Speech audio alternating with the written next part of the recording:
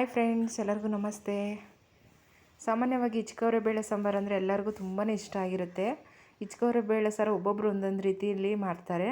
ಅದಕ್ಕೆ ಆಲೂಗಡ್ಡೆ, ಬದನೆಕಾಯಿ ಎಲ್ಲ ಹಾಕಿಬಿಟ್ಟು ಮಾಡ್ತಾರೆ, ಮಸಾಲೆ ಹಾಕ್ಬಿಟ್ಟು ಮಾಡ್ತಾರೆ. ಈ ಥರ ಒಮ್ಮೆ ಟ್ರೈ ಮಾಡಿ, ತುಂಬಾ ಚೆನ್ನಾಗಿರುತ್ತೆ, ತುಂಬಾ ರುಚಿಯಾಗಿರುತ್ತೆ. ಚಿಕನ್ ಸಾರು, ಮಟನ್ ಸಾರು ತಿನ್ನುವಾಗ ನಮಗೆ ಫೀಲ್ ಆಗುತ್ತಲ್ವ, ಅದೇ ಥರ ಫೀಲ್ ಆಗ್ತಾ ಇರುತ್ತೆ. ಮೊಟ್ಟೆ ಇದ್ದರೆ ಸಾಕು, ಒಂದು ಅದ್ಭುತವಾದಂತಹ ಇಚ್ಕವರೆ ಬೇಳೆ ಸಾಂಬಾರು ರೆಡಿ ಆಗುತ್ತೆ. ತುಂಬಾ ರುಚಿಯಾಗಿರುತ್ತೆ ಫ್ರೆಂಡ್ಸ್. ಬನ್ನಿ ಯಾವ ಥರ ಮಾಡೋದು ನೋಡ್ಕೊಂಬರೋಣ. ಬನ್ನಿ, ಈಗ ರುಬ್ಬೋದಕ್ಕೆ ನಾನು 2 ಈರುಳ್ಳಿನ ತೊಗೊಂಡಿದ್ದೀನಿ, ಸ್ವಲ್ಪ ಕೊತ್ತಂಬರಿ ಸೊಪ್ಪನ್ನು ತೊಗೊಂಡಿದ್ದೀನಿ, ಸ್ವಲ್ಪ ಹಸಿ ಶುಂಠಿನ ತೊಗೊಂಡಿದ್ದೀನಿ, 2 ಟೊಮೊಟೊನ ಹಾಕ್ಕೊಳ್ತಾ ಇದ್ದೀನಿ, ಸ್ವಲ್ಪ ಬೆಳ್ಳುಳ್ಳಿನ ತೊಗೊಂಡಿದ್ದೀನಿ, 2 ಸ್ಪೂನಷ್ಟು ಧನಿಯಾ ಪುಡಿ ಹಾಕ್ತಾಯಿದ್ದೀನಿ, 2 ಸ್ಪೂನಷ್ಟು ಖಾರದ ಪುಡಿನ ಹಾಕ್ಕೊಳ್ತಾ ಇದ್ದೀನಿ. ಇಲ್ಲಿ ಚಕ್ಕೆ, ಲವಂಗ, ಏಲಕ್ಕಿ ಇದೆಯಲ್ವ, ಇದನ್ನು ಕೂಡ ಇಷ್ಟು ನಾನು ಹಾಕ್ಕೊಂಡಿದ್ದೀನಿ ನೋಡಿ. ಈಗ ಇದಕ್ಕೆ 1 ಸ್ಪೂನಷ್ಟು ಗಸಗಸೆನ ಹಾಕ್ಕೊಳ್ತಾ ಇದ್ದೀನಿ. ಗಸಗಸೆ ಹಾಕೋದ್ರಿಂದ ರುಚಿ ಜಾಸ್ತಿ ಆಗುತ್ತೆ ಹೊರತು ಕಮ್ಮಿ ಆಗೋಲ್ಲ, ತುಂಬಾ ಚೆನ್ನಾಗಿರುತ್ತೆ ರುಚಿ. ಇಲ್ಲಿ ಒಣಕೊಬ್ಬರಿ ತೊಗೊಂಡಿದ್ದೀನಿ, ಅರ್ಧ ಬೌಲಷ್ಟು. ನೀರನ್ನು ಹಾಕಿ ರುಬ್ಬುತ್ತೀನಿ, ಇದನ್ನು ರುಬ್ಕೊಂಬರ್ತೀನಿ, ತೋರಿಸ್ತೀನಿ ಬನ್ನಿ ಯಾವ ಥರ ರುಬ್ತೀನಿ ಅಂತ. ಇಲ್ಲಿ ಇಚ್ಕವರೆ ಬೇಳೆ ತೊಗೊಂಡಿದ್ದೀನಿ ನೋಡಿ, 1 ಬೌಲಷ್ಟು. ನಿಮ್ಮ ಮನೇಲಿ ಎಷ್ಟು ಜನ ಇರ್ತಾರೋ ಅಷ್ಟು ಜನದ ಮೇಲೆ ಡಿಪೆಂಡ್ ಆಗುತ್ತೆ, ಅಷ್ಟು ತೊಗೋಬೇಕಾಗುತ್ತೆ ನೋಡಿ. ಇಲ್ಲಿ ಈ ಥರ ಸಣ್ಣಗೆ ರುಬ್ಬಿದ್ದೀನಿ ನಾನು, ಈ ಥರ ಸಣ್ಣಗೆ ರುಬ್ಕೋಬೇಕು. ನಾನು 5 ಮೊಟ್ಟೆ ತೊಗೊಂಡಿದ್ದೀನಿ ನೋಡಿ. 5 ಮೊಟ್ಟೆಗೆ ತುಂಬಾ ರುಚಿಯಾಗಿರುತ್ತೆ ಸಾಂಬಾರು. ನಾವು 4 ಜನ ಇರೋದ್ರಿಂದ 5 ಮೊಟ್ಟೆ ಹಾಕ್ತಾಯಿದ್ದೀನಿ. ಸ್ವಲ್ಪ ಒಗ್ಗರಣೆಗೆ ಎಣ್ಣೆ ಹಾಕ್ಕೊಳ್ತಾ ಇದ್ದೀನಿ, ಅರ್ಧ ಬೌಲಷ್ಟು ಹೆಚ್ಚಿರುವಂಥ ಈರುಳ್ಳಿನ ಹಾಕ್ಕೊಳ್ತಾ ಇದ್ದೀನಿ. ಇದು ಫ್ರೈ ಆದಮೇಲೆ ಸ್ವಲ್ಪ ಅರಿಶಿನ ಪುಡಿನ ಹಾಕ್ಕೊಂಡು ಫ್ರೈ ಮಾಡ್ಕೊಳ್ತೀನಿ. ತೊಳೆದಿಟ್ಟಿರುವಂತಹ ಇಚ್ಕವರೆ ಬೇಳೆ ಇರುತ್ತಲ್ವ, ಅದನ್ನು ಕೂಡ ಇದರಲ್ಲಿ ಹಾಕಿ ನಾನೀಗ ಫ್ರೈಯನ್ನು ಮಾಡ್ಕೊಳ್ತೀನಿ. ನಾವು ಎಣ್ಣೆಲ್ಲ ಫ್ರೈ ಮಾಡೋದ್ರಿಂದ ರುಚಿ ಜಾಸ್ತಿ ಆಗುತ್ತೆ ನೋಡಿ. ತೊಳೆದು ಹಾಕ್ಕೊಳ್ತಾ ಇದ್ದೀನಿ ನಾನು. ನನ್ನ ಚಾನಲ್ಗೆ ಹೊಸಬರಾಗಿದ್ದರೆ ಸಬ್ಸ್ಕ್ರೈಬ್ ಮಾಡಿಕೊಂಡು ಸಪೋರ್ಟನ್ನು ಮಾಡಿ. ಹಾಗೆ ವಿಡಿಯೋಗೆ ಲೈಕ್ ಕೊಡೋದನ್ನು ಮಾತ್ರ ಮಿಸ್ ಮಾಡಬೇಡಿ. ವಿಡಿಯೋ ಹೇಗಿತ್ತಂತ ಕೊನೆ ತನಕ ನೋಡಿ ಕಮೆಂಟ್ ಮಾಡಿ. ಎಲ್ಲೂ ಸ್ಕಿಪ್ ಮಾಡೋಕ್ಕೆ ಹೋಗಬೇಡಿ.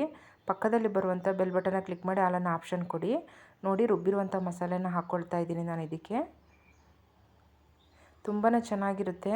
ನಾವು ಚಿಕನ್ ಸಾರು, ಮಟನ್ ಸಾರು ಮಾಡಿದಾಗ ಎಷ್ಟು ರುಚಿಯಾಗಿರುತ್ತೋ ಅಷ್ಟು ರುಚಿಯಾಗಿರುತ್ತೆ, ಮತ್ತು ಅದೇ ಥರ ವಾಸನೆ ಬರ್ತಾ ಇರುತ್ತೆ, ಸ್ಮೆಲ್ ಬರ್ತಾ ಇರುತ್ತೆ, ಸೇಮ್ ಫೀಲ್ ಆಗ್ತಾ ಇರುತ್ತೆ. ನಾವು ಚಿಕನ್ ಸಾರು, ಮಟನ್ ಸಾರು ತಿಂದಾಗ ಫೀಲ್ ಆಗುತ್ತಲ್ವ, ಅದೇ ಥರ ಫೀಲ್ ಆಗುತ್ತಾ ಇರುತ್ತೆ. ನಾವು ಮಿಕ್ಸಿ ಜಾರಿಗೆ ಸ್ವಲ್ಪ ನೀರನ್ನು ಹಾಕ್ಕೊಂಡು, ಖಾರ ಇರುತ್ತಲ್ವ ಅದಕ್ಕೆಲ್ಲ ಹತ್ತಿರುತ್ತಲ್ವ, ಇನ್ನೊಂದು ಸ್ವಲ್ಪ ನೀರನ್ನು ಹಾಕ್ಕೊಳ್ತೀನಿ. ನಮಗೆ ನೀರು ಆಮೇಲೆ ನೋಡ್ಕೋಬೇಕು, ಸಾಂಬಾರು ನಮಗೆ ಎಷ್ಟು ಬೇಕೋ ಅಷ್ಟು ನೀರನ್ನು ಹಾಕ್ಕೋಬೇಕು. ಅಂದರೆ ತುಂಬ ತೆಳು ಮಾಡ್ಕೋಬಾರ್ದು, ಒಂದು ಹದದಲ್ಲಿ ಇರಬೇಕು. ಈ ಕಡೆ ತೆಳ್ಳು ಇರಬಾರ್ದು, ಈ ಕಡೆ ಗಟ್ಟಿಗೂ ಇರಬಾರ್ದು.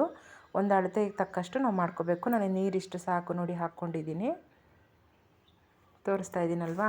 ಇಷ್ಟು ತಿಕ್ಕಾಗಿದ್ದರೆ ಸಾಕು ಸಾಂಬಾರಿಗೆ. ಯಾಕಪ್ಪ ಅಂತಂದರೆ ಅವರೆಬೇಳೆ ಬೆಂದರೆ ಇನ್ನೂ ಸ್ವಲ್ಪ ಸಾಂಬಾರು ಗಟ್ಟಿ ಆಗಿಬಿಡುತ್ತೆ. ಇದಕ್ಕೆ ನಾನು ರುಚಿಗೆ ತಕ್ಕಷ್ಟು ಉಪ್ಪನ್ನು ಹಾಕ್ಕೊಳ್ತೀನಿ. ಈಗ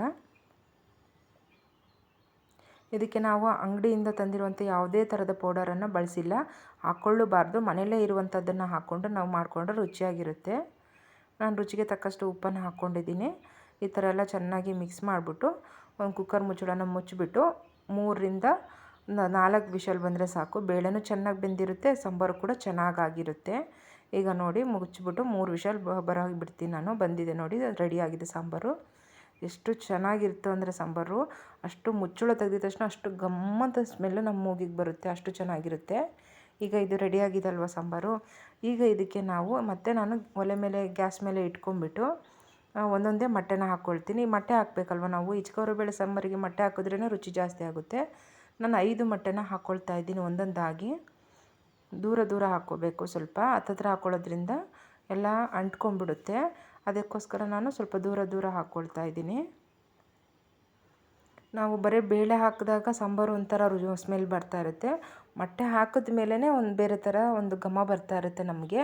ಈ ನಾನ್ ವೆಜ್ ಮಾಡಿದಾಗ ಘಮ ಬರ್ತಾ ಇರುತ್ತಲ್ವ, ಆ ಥರ ಗಮ್ಮಂತ ಸ್ಮೆಲ್ ಬರುತ್ತೆ. ಈ ರೀತಿ ಒಂದು 10 ನಿಮಿಷ 15 ನಿಮಿಷ ನಾವು ಕುದಿಯೋದಕ್ಕೆ ಬಿಡಬೇಕು. ಈಗ ನೋಡಿ, 10 ನಿಮಿಷ ಕುದಿಸಿದ್ದಾಗಿದೆ. ಈಗ ತೋರಿಸ್ತಾ ಇದ್ದೀನಿ ಯಾವ ಥರ ಆಗಿದೆ ಸಾಂಬಾರು ಅಂತ. ನೋಡ್ತಾ ಇದ್ದೀರಲ್ವ ಎಷ್ಟು ಚೆನ್ನಾಗಾಗಿದೆ, ತುಂಬಾ ಚೆನ್ನಾಗಾಗಿದೆ ಫ್ರೆಂಡ್ಸ್. ನೀವು ಈ ಥರ ಮಾಡೋದಾದರೆ ನನಗೆ ಕಮೆಂಟನ್ನು ಮಾಡಿ. ನಾವು ಕೂಡ ನಮ್ಮ ಮನೇಲಿ ಈ ಥರ ಮಾಡ್ತಿದ್ದೀವಿ ಸಿಸ್ಟರ್ ಅಂತ. ಯಾರು ಮಾಡಲ್ಲ ಇಚ್ಕವರೆ ಬೇಳೆ ಸಾಂಬಾರು, ನಾರ್ಮಲಾಗಿ ಮಾಡ್ಕೊಳ್ತೀರ ಅಂಥವ್ರು ಈ ಥರ ಒಮ್ಮೆ ಟ್ರೈ ಮಾಡಿ, ತುಂಬಾ ಚೆನ್ನಾಗಿರುತ್ತೆ. ಮಕ್ಕಳು ಕೂಡ ತುಂಬಾ ಇಷ್ಟಪಟ್ಟು ತಿಂತಾರೆ, ದೊಡ್ಡವರು ಕೂಡ ತುಂಬಾ ಇಷ್ಟಪಟ್ಟು ತಿಂತಾರೆ. ಅದರಲ್ಲೂ ಮುದ್ದೆಗಂತೂ ತುಂಬಾ ಚೆನ್ನಾಗಿರುತ್ತೆ, ಅಷ್ಟು ರುಚಿಯಾಗಿರುತ್ತೆ. ನಾನು ಇಚ್ಕವರೆ ಬೇಳೆ ಸಾಂಬಾರು ಒಂದೊಂದು ಟೈಮ್ ಮೊಟ್ಟೆ ಹಾಕ್ಬಿಟ್ಟು ಮಾಡ್ತೀನಿ, ಒಂದೊಂದು ಟೈಮ್ ಆಲೂಗಡ್ಡೆ ಹಾಕ್ಬಿಟ್ಟು ಮಾಡ್ತೀನಿ. ಈ ಸಲ ನಾನು ಈ ಥರ ಮೊಟ್ಟೆ ಹಾಕ್ಬಿಟ್ಟು ಮಾಡಿದ್ದೀನಿ, ತುಂಬಾ ಚೆನ್ನಾಗಿರುತ್ತೆ. ಈ ಸಾಂಬಾರನ್ನು ಇನ್ನೂ ಸ್ವಲ್ಪ ಗಟ್ಟಿಯಾಗಿ ಮಾಡಿಕೊಂಡ್ರೆ ನಮಗೆ ದೋಸೆಗೆ ತುಂಬ ಚೆನ್ನಾಗಿರುತ್ತೆ. ಅಷ್ಟು ರುಚಿಯಾಗಿರುತ್ತೆ ಮತ್ತು ದೋಸೆಗೂ ಅಷ್ಟೇ ಸಖತ್ತಾಗಿರುತ್ತೆ. ಮುದ್ದೆಗೆ ದೋಸೆಗೆ ತುಂಬಾ ಚೇಳು ಮಾಡಿಸಿದಂತಹ ಒಂದು ಸಾಂಬಾರು ಅಂತಲೇ ಹೇಳ್ಬೋದು. ಒಮ್ಮೆ ಟ್ರೈ ಮಾಡಿ. ಹಾಗೆ ನನ್ನ ವೀಡಿಯೋನ ಕೊನೆಯ ತನಕ ನೋಡೋದವ್ರಿಗೆ ನಾನು ತುಂಬ ಹೃದಯದ ಧನ್ಯವಾದಗಳನ್ನು ಹೇಳ್ತೀನಿ. Thank you friends. ಮಿಸ್ ಮಾಡದೆ ಕಮೆಂಟನ್ನು ಹಾಕಿ, ಲೈಕನ್ನು ಮಾಡಿ. ಮತ್ತೆ ನೆಕ್ಸ್ಟ್ ರೆಸಿಪಿಯೊಂದಿಗೆ ನಾನು ನಿಮ್ಮ ಜೊತೆ ಸಿಗ್ತೀನಿ. ಅಲ್ಲಿ ತನಕ ಟೇಕ್ ಕೇರ್. ಬಾಯ್ ಬಾಯ್.